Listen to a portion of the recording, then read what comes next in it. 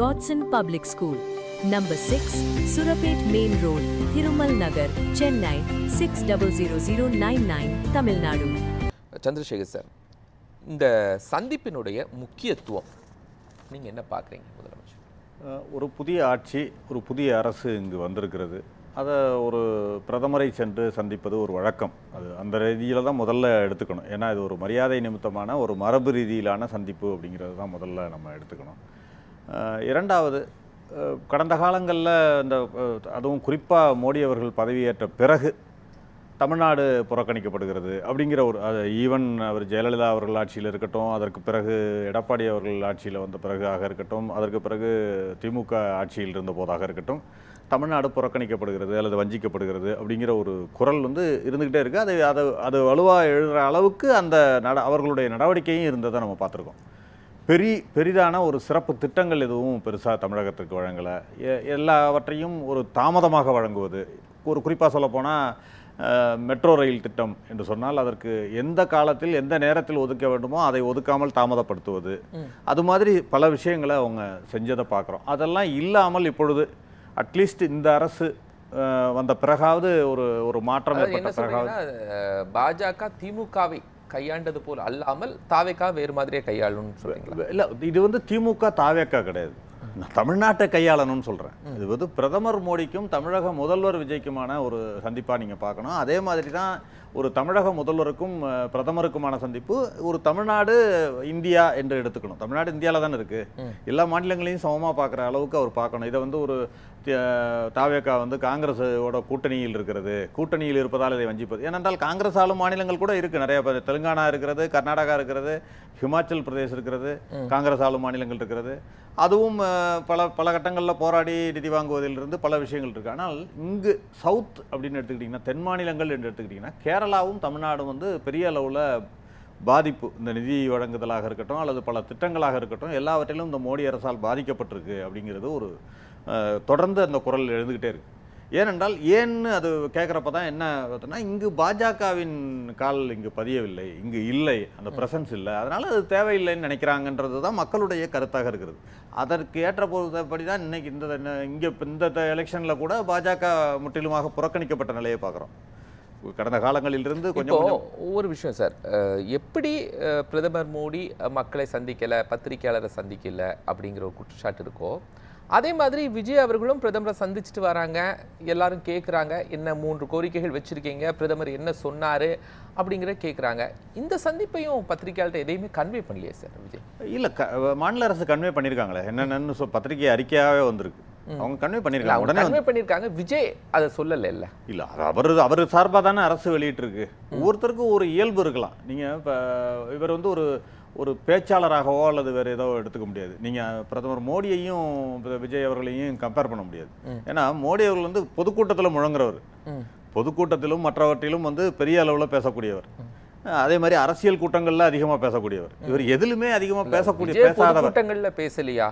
பொதுக்கூட்டங்கள்லேயும் கூட பெரிய அளவில் பேசுனது கிடையாது. நீங்கள் பார்த்தீங்கன்னா ஒரு ப்ரிப்பேர்டு ஸ்பீச்சு ஏதோ ஒரு குறிப்பிட்ட அளவில் தான் அவருடைய ஒரு லிமிட்டட் ஸ்பீச்சாக தான் அதை நீங்கள் எடுத்துக்கணும். நீங்கள் மற்றபடி ஆனால் ஸ்பான்டேனியஸாக மோடி அவர்கள் பார்த்தீங்கன்னா அரசியல் ரீதியாக இப்போ காங்கிரஸ் கட்சியை திட்டுறதா இருக்கட்டும், மற்றபடி கடந்த காலங்களில் இப்போ காங்கிரஸ் அரசை குறை சொல்லி பேசுவதாக இருக்கட்டும், அல்லது எல்லாவற்றையும். அதனால தான் பத்திரிகையாளர்களை சந்திக்கலை விஜய். இல்லை, அவருடைய இயல்பு அது இருக்கலாம். ஆனால் ஒரு தேவைப்படும் பொழுது சந்திக்க வேண்டும் என்பது தான் எங்களுடைய வேண்டுகோளும். நீங்கள் எல்லா நேரங்களிலும் சந்திக்க வேண்டும் என்ற அவசியம் இல்லை என்று சொன்னால் கூட ஒரு சில காலகட்டங்களில் அவர் சந்திக்கக்கூடிய நிலைக்கு வருவார்ன்றது நான் நினைக்கிறேன். கண்டிப்பாக அது சந்திக்கிறது நல்ல விஷயம் தான் நான் நினைக்கிறேன். அது சந்திக்கணும்னு வேண்டுகோளையும் நான் வைக்கிறேன். அதை பற்றி கொஞ்சம் அதிக கவனம் பெறுதா முதலமைச்சர் விஜய் இந்த முறை மோடி அவர்களை சந்திச்சது பிரதமர்?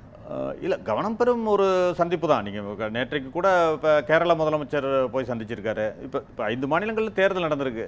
தேர்தல் நடந்து முடிந்த பிறகு புதிய அமைச்சரவை பொறுப்பேற்ற பிறகு அந்த முதலமைச்சர்கள் சென்று பார்ப்பது ஒரு மரபு. தமிழகத்தை பொறுத்தவரை பல கோரிக்கைகள் இருக்கு. இப்போ சாத்தியப்படுத்திடுவாரா இந்த கோரிக்கைகள்? மேகதாடு, நீட் விவகாரம், மாநில நிதி ஒதுக்கீடு, இதெல்லாம் விஜயால சாதிச்சிட முடியுமா ஒரு முதலமைச்சர்? இல்லை, நீங்கள் தனிப்பட்ட ஒருவரை நீங்கள் கேட்காதீங்க. அதாவது அவரால் சாதிக்க முடியுமான்னா கண்டிப்பாக அதை பெற்று தர வேண்டும் என்பது தான் என் வேண்டுகோள். நீங்கள் கொடுக்குறாங்க.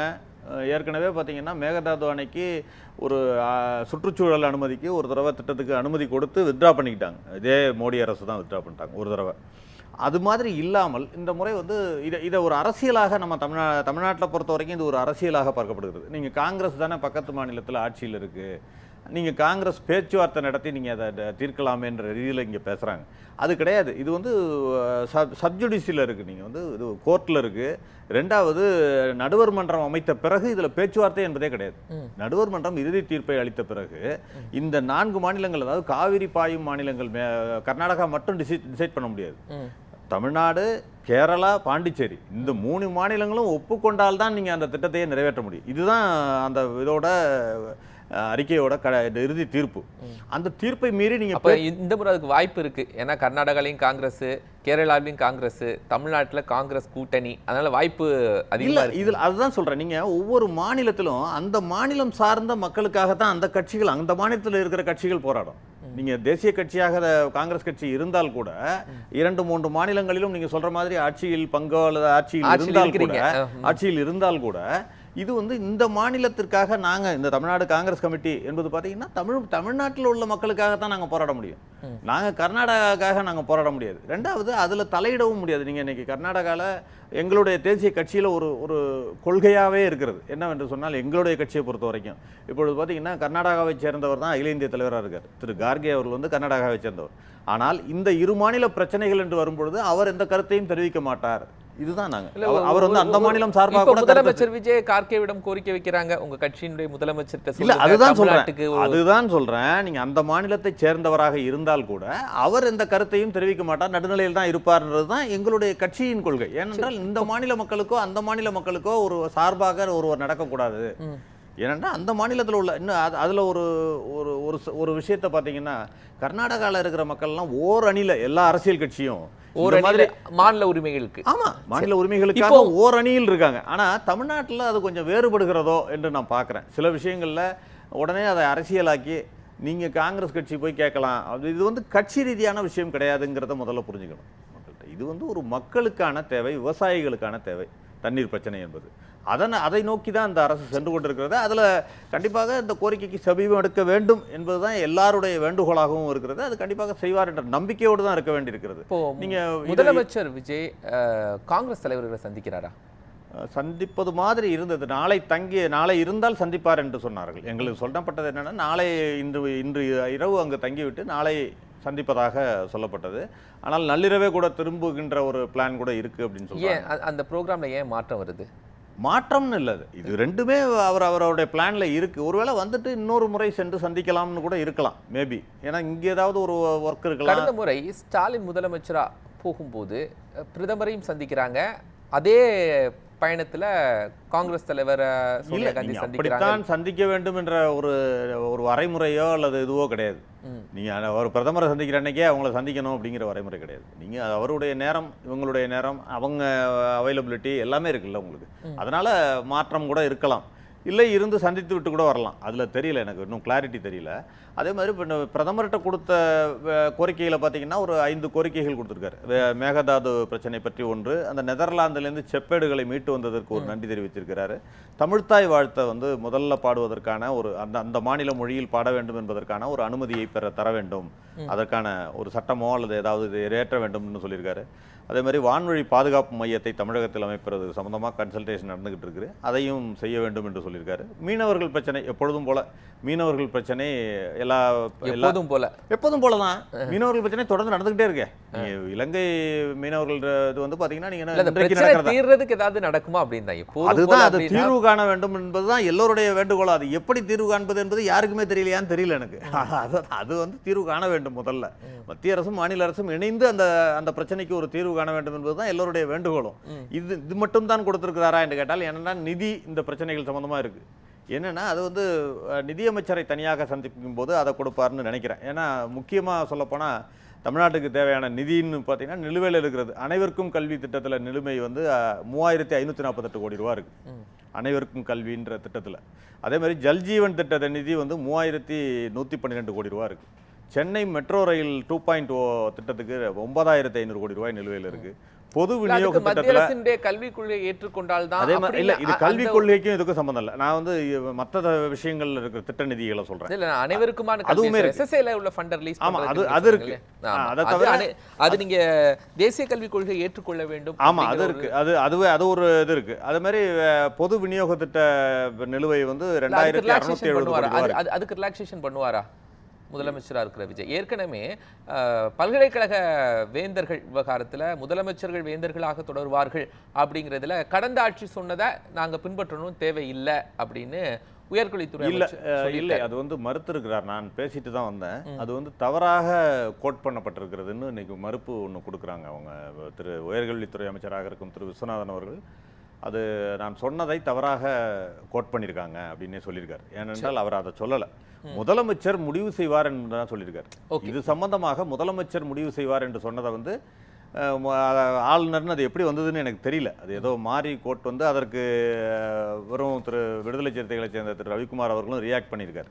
உடனே ரியாக்ட் பண்ணியிருக்காங்க. பட் வந்து அது தவறாக புரிந்து கொள்ளப்பட்டு தவறாக செய்தி வெளியாகி இருக்கிறது என்று அவர் உயர்கல்வித்துறை அமைச்சர் சொன்னார். அதனால அந்த அந்த விஷயங்கள் எல்லாம் மாறுபாடு எதுவுமே இருக்காது.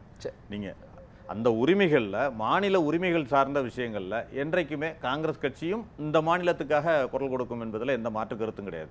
அதுல திரு முதல்வர் விஜய் அவர்கள் எடுக்கின்ற முடிவுக்கு காங்கிரஸ் கட்சி என்றுமே உறுதுணையாக இருக்கும். சந்திரசேகரன் சார். இல்லை, இது எல்லாமே ஓரளவு ரெண்டு இதையும் ஆவரேஜ் பார்த்தோம்னா எல்லாம் ஒரே மாதிரி தான் வந்த மாதிரி தெரியுது. ஏன்னா இது ஒரு சம்பிரதாயமான ஒரு முதற்கட்ட சந்திப்பு அப்படின்னு தான் எடுத்துக்கணும். பிரதமர் முதல்வருக்கான முதல் கட்ட சந்திப்பாக எடுத்துக்கணும். இரண்டாவது, மத்தியில் ஆளுகின்ற பாஜக அரசு அடுத்தடுத்து என்ன நிலைப்பாட்டை எடுக்கிறார்கள் என்பதை வைத்து தான் நம்ம கணிக்க முடியும். இதில் வெறும் காங்கிரஸ் உறவு இருக்கிறது இல்லை என்பதெல்லாம் கிடையாது. ஏன்னா இணக்கமான உறவு இருந்த எடப்பாடி அவர்கள் ஆட்சியிலேயே இங்கே ஒன்றும் திட்டங்கள் வரல. அதையும் நம்ம பார்த்தோம். அவரே வெளியில் வந்த பிறகு சொன்னது அதுதான். நான் அந்த நிர்பந்தத்தினால பல திட்டங்களுக்கு ஃபண்டு குறைவா இருந்துச்சு, ஃபண்டில் கொடுக்கல, ஆனா மருத்துவக் கல்லூரிகள் கொடுத்தாங்க அப்படிங்கிறதெல்லாம் சொன்னாங்க. இல்லை, அதை தவிர நீங்கள் வந்து உதய் மின் திட்டத்தில் கையெழுத்து இட்டதிலிருந்து பல விஷயங்களை அவர் எடப்பாடி அவர்களே கோட் பண்ணி சொன்னார். நான் வந்து நிர்பந்தத்தின் அடிப்படையில் கையெழுத்திட்டேன் அப்படின்னு வெளியில் வந்து சொன்னார். அது நடந்ததும் கூட. ஏனென்றால் ஜெயலலிதா அவர்கள் ஆட்சியில் இருந்த வரைக்கும் அந்த உதய் மின் திட்டத்தில் அவங்க கையெழுத்திடலை. எடப்பாடி அவர்கள் வந்தபோது அது இணக்கமாக இருந்தால் கையெழுத்திட வேண்டும் என்ற ஒரு நிர்பந்தம் இருக்கிறதா என்ற கேள்வியும் இருக்குது. இதில் அப்படி கிடையாது. நீங்கள் உரிமைகளுக்காக எப்போவா இருந்தாலும் கூட்டணியாக இருந்தால் கூட குரல் கொடுக்கலாம். உரிமைகளுக்காக நாம் குரல் கொடுக்கலாம். அந்த வகையில் திரு விஜய் அவர்கள் தலைமையிலான ஆட்சி என்பது வந்து கூட்டணி ஆட்சி என்பது காங்கிரஸ் பங்கேற்றிருக்கிறது, இடதுசாரிகள் காங்கிரஸ் விஜய் கூட கூட்டணியால இருக்கிறதுனாலயே அவருக்கு நிதி பெறுறதுல கொஞ்சம் பிரச்சனை இருக்குமா? அதுதான் சொல்றேன். நீங்க இணக்கமாக இருந்த எடப்பாடி ஆட்சியிலேயே வரலையேன்னு கேட்குறேன். நீங்க ஒரு ஓ பன்னீர்செல்வம் அங்கு சொன்னார், எங்களுக்கு 50,000 சிறு குறு தொழில்கள்லாம் திருப்பூரில் மூடப்பட்டது ஜிஎஸ்டினால, இவங்க வச்ச கொண்டு வந்த ஜிஎஸ்டினால எங்களுக்கு நிதி வரல அப்படின்னு பன்னீர்செல்வமே அறிக்கை கொடுத்துருக்காரு. அப்படிங்கிறப்ப அதற்கும் இதற்கும் சம்மந்தம் இல்லை. அவர்கள் வந்து தமிழ்நாடுன்னு நான் பார்க்குறேன். நீங்கள் தமிழ்நாடு வெர்சஸ் டெல்லின்னு போன தடவை ஒரு திரு ஸ்டாலின் அவர்கள் குறிப்பிட்ட மாதிரி தமிழ்நாடு புறக்கணிக்கப்படுகிறது, அது எந்த கட்சி ஆள்கிறது என்பது வந்து அடுத்த கட்டமாக நான் பார்க்குறேன். தமிழ்நாட்டில் பாஜகவுக்கான ஸ்பேஸ் இல்லை, அதனால தமிழ்நாடு புறக்கணிக்கப்படுகிறது என்று மக்கள் நினைக்கிறார்கள். அதை மாற்ற வேண்டும் என்றால் முதல்ல எல்லா மாநிலங்களையும் ஒரே மாதிரி நினைக்கக்கூடிய நிலையை பாஜக கொண்டு வர வேண்டும். அதை இந்த அரசு வந்த பிறகாவது இனிமேலாவது மாறுமா என்ற எதிர்பார்ப்பு தான் மக்கள் மத்தியில் இருக்குது.